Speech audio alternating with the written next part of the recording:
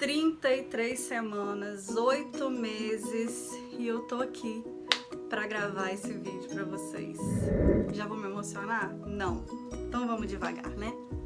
Meu nome é Camila Ribeiro, eu sou nutricionista e eu quero muito compartilhar com você a minha experiência de ser diabética tipo 1 e ter gerado um bebê.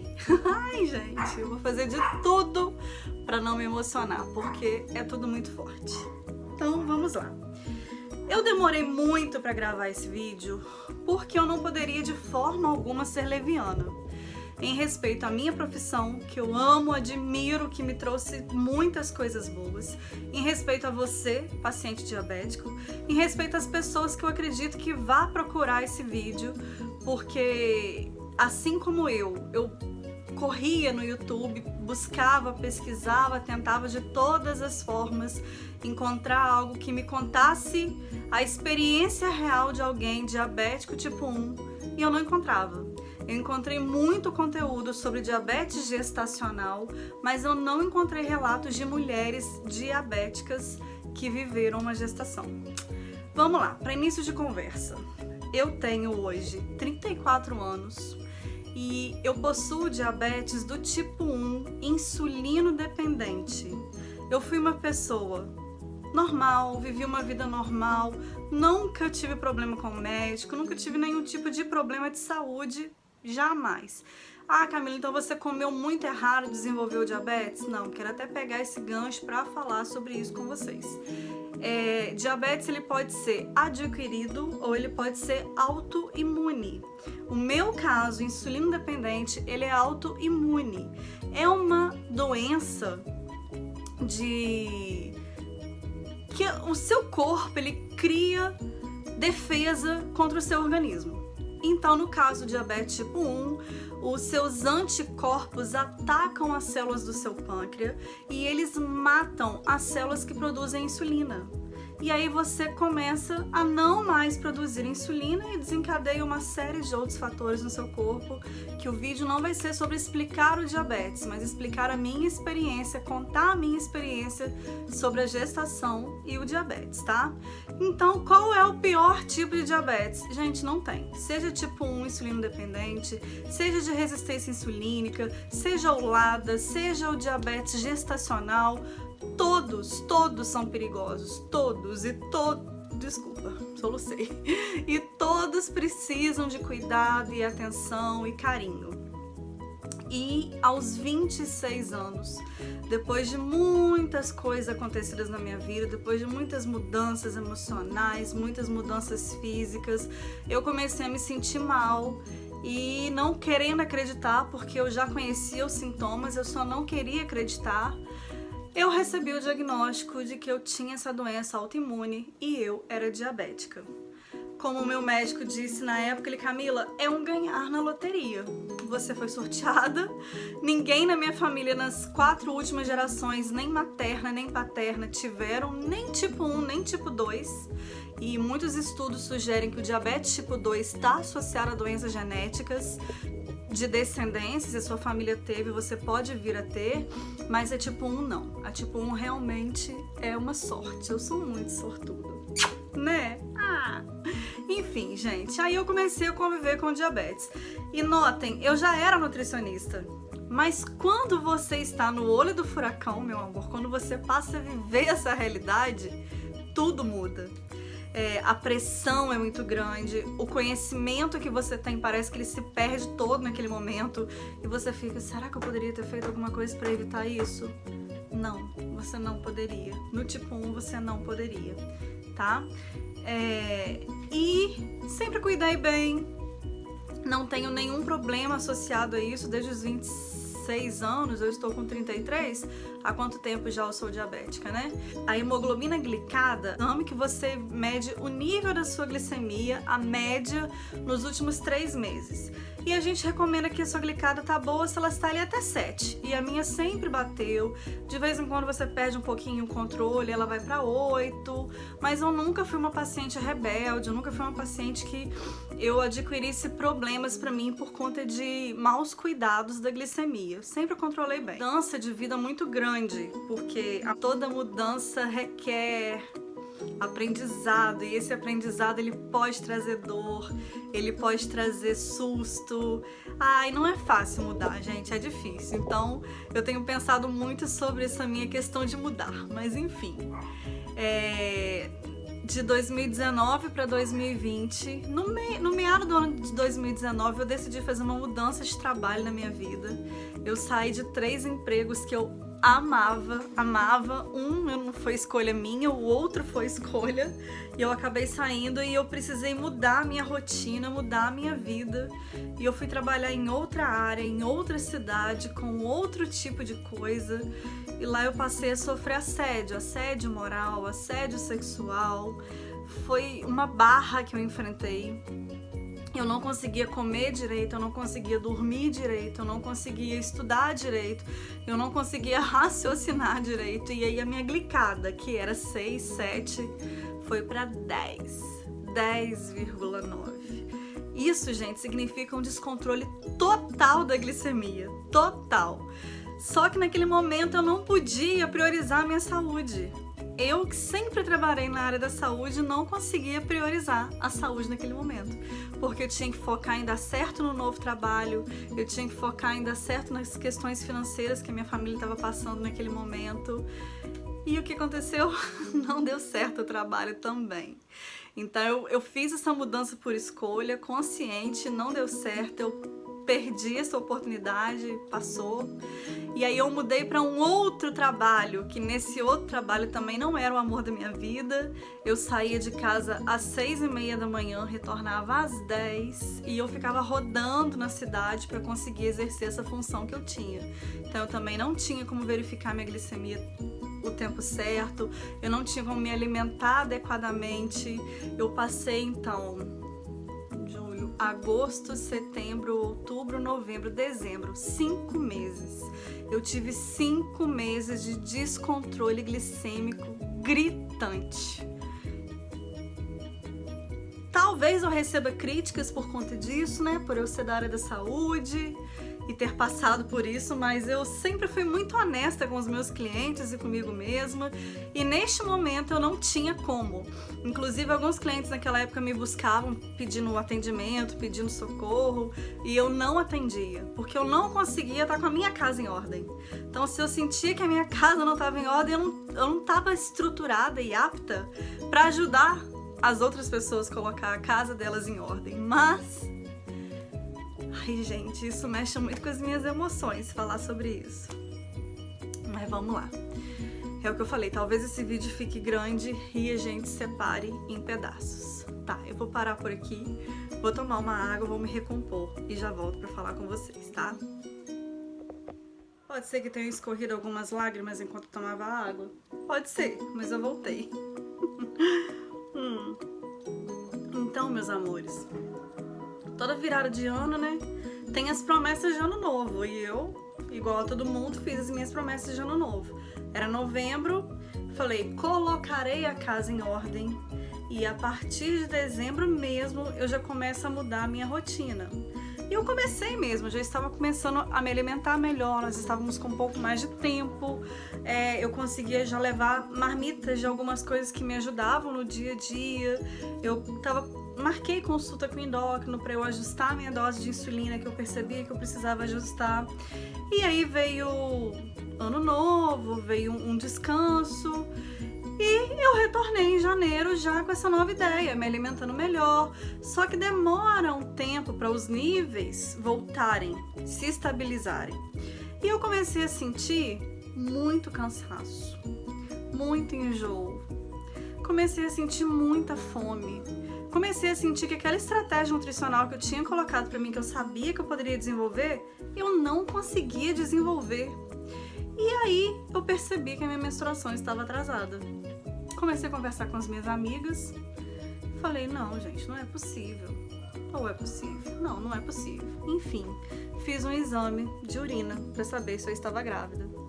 E ele deu negativo.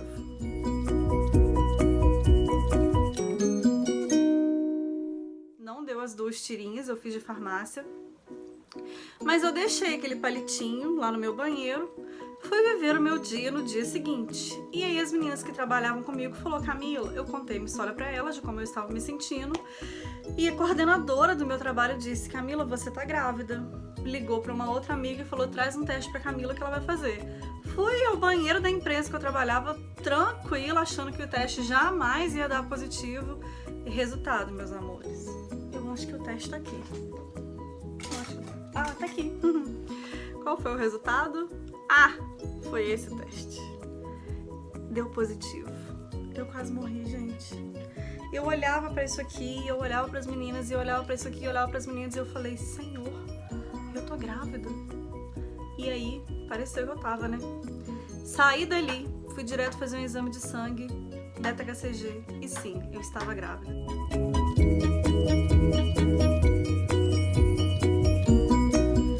Estava com o meu emocional abaladíssimo, com a minha vida profissional abaladíssima e com a minha saúde extremamente abalada e grávida.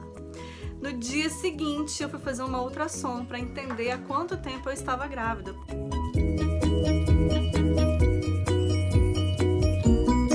Foram tantas mudanças na minha vida. Nos últimos 4 meses, nos últimos 6 meses, afinal começou a mudar em julho e aquilo era dezembro. Foi tanta mudança nos últimos 6 meses que eu estava desnorteada. Principalmente com uma notícia de uma gravidez depois de 19 anos.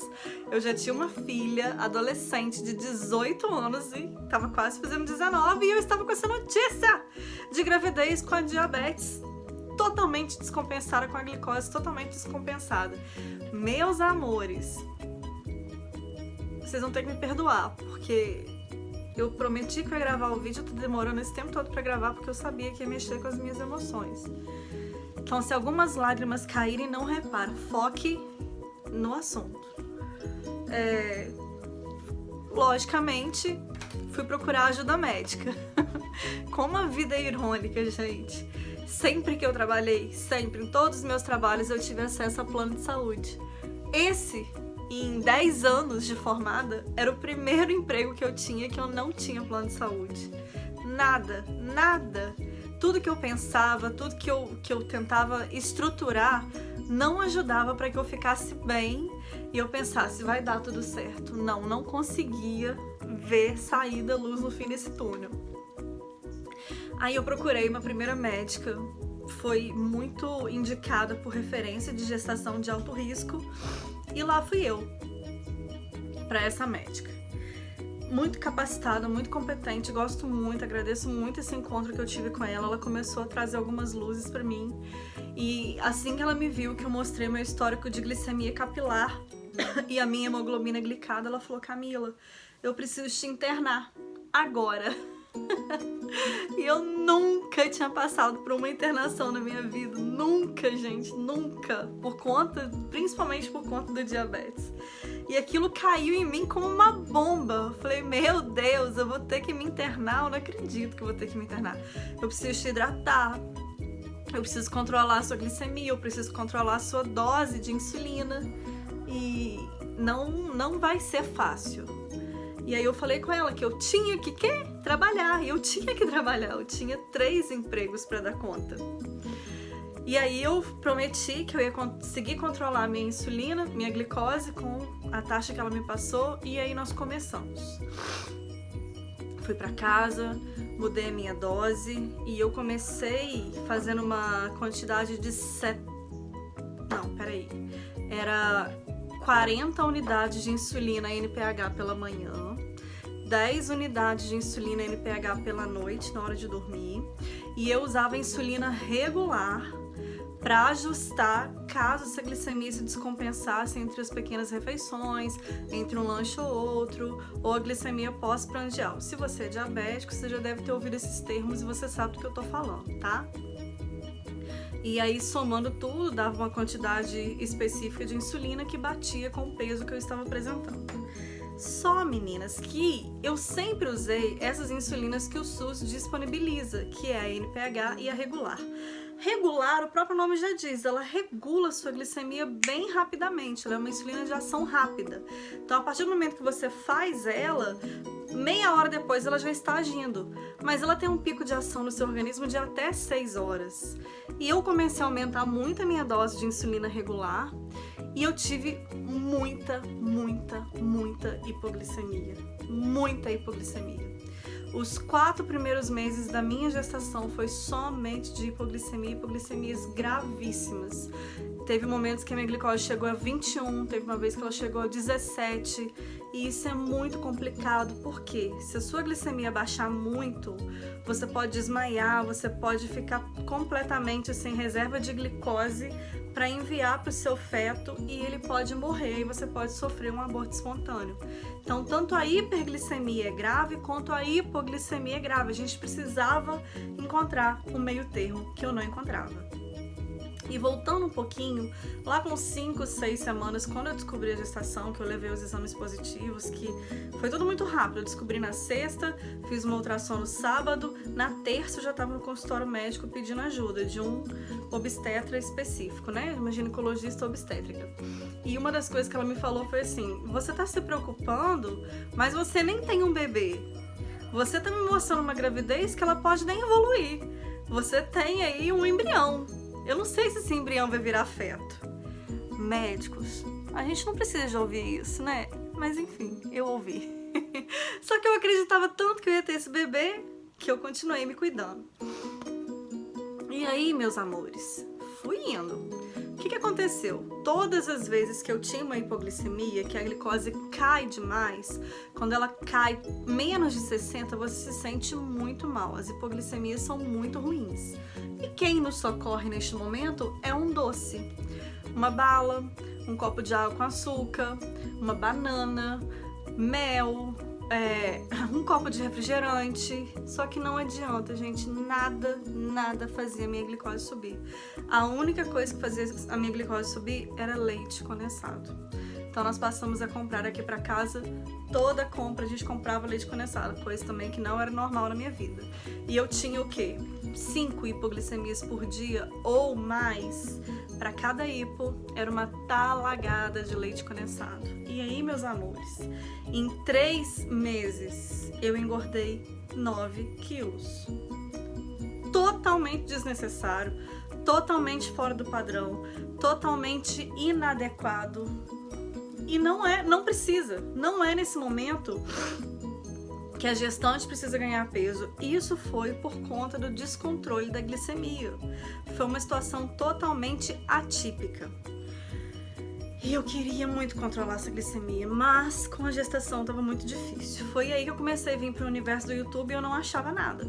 Eu só achava histórias de mulheres diabéticas com diabetes gestacional. E eu encontrei, eu vou falar seu nome, porque você me ajudou demais. Você não tem ideia do tanto que você me ajudou. Sergiane. Sergiane é uma amiga de uma amiga da faculdade, que ela é diabética e ela tem 2 filhos. Ela é diabética tipo 1, ela tem 2 filhos e ela viveu essa realidade. Tudo isso que eu tô contando pra vocês, ela viveu muito semelhante. E eu procurei a Sergiane pra conversar. E ela, ao contrário de todo diagnóstico médico que falava que a minha gravidez não ia evoluir, que meu embrião não ia desenvolver de maneira saudável, que era um risco muito grande de tudo que eu estava passando, que era um risco materno, que era um risco fetal, ela trouxe palavra de consolo. Ela falou: Camila, vai dar tudo certo. É difícil, a gente tem muita hipo, você vai ter muita hipo, mas troca a sua insulina regular pela Humalog. Eu não consegui nem ouvir o que ela estava falando ali no início. E eu não consegui fazer isso a princípio, mas eu ouvi tudo que ela falou. E a conversa que ela teve comigo me ajudou muito, porque era uma mãe diabética tipo 1 que tinha gerado 2 filhos extremamente saudáveis. E eu ia pro Instagram dela só pra ver a foto dela de barriga, a foto dela amamentando, a foto dela com o bebê, a foto dela com o marido dela, e era a esperança que eu precisava ter naquele momento. Preciso parar, né, gente? Peraí. Então, vamos lá. toda vez que ela conversava comigo, ela acalmava meu coração e me dava alguma dica para eu continuar. E eu continuei trabalhando, continuei cuidando. Quando eu estava de 12 semanas, eu trabalhei muito um dia específico e eu fiz muito esforço físico naquele dia. O que aconteceu? Eu tive um deslocamento de placenta. Eu tive um hematoma entre a placenta, que nem era placenta ainda, mas era um hematoma ali no útero que gerou um sangramento. E naquele sangramento foi de madrugada e eu precisei ir às pressas para a maternidade aqui da minha cidade que ia me atender, o plantão da maternidade. E é o HPC, o Hospital Plantadores de Cana, que é referência em maternidade aqui na cidade. E eu fui, Rogério... Ah, gente, eu não quero chorar. Mas, caraca, uma mãe de 8 meses contando tudo isso tá impossível. Vou ficar borrada e chorando mesmo. Se vocês quiserem assistir, vai lá, dá uma força aí. Rogério me abraçou e falou: Camila, entrega nas mãos de Deus, Ele sabe de todas as coisas. Se tiver de ser, vai ser. Vamos lá. Aí ele foi, tadinho, ele foi correndo tanto, ele passava em cima de calçada pra gente conseguir chegar a tempo na maternidade. A tempo não sei do que, né? A gente só queria chegar rápido lá. E a gente chegou, amor. Obrigada. Você é um paizão. Aí a gente chegou e eu entrei muito em pânico, porque eu sentia que eu tava tendo um aborto, apesar de não sentir dor. As médicas que estavam lá de plantão me examinaram, foram maravilhosas.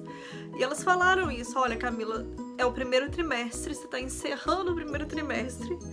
Você pode ter sofrido um aborto espontâneo, principalmente porque você é diabética, porque você tem uma gestação de alto risco, mas a gente precisa esperar o dia amanhecer pra você fazer um ultrassom e ver que pé que tá, ver se foi um aborto espontâneo, ver se você perdeu esse bebê. Ai, gente.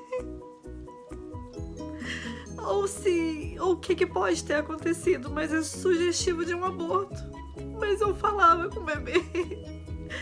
Eu falava: tá bom, Deus, seja o que tiver de ser, mas eu acho que vai ficar tudo bem. Gente, eu não vou conseguir. Eu vou ter que parar e voltar outro dia. Ah,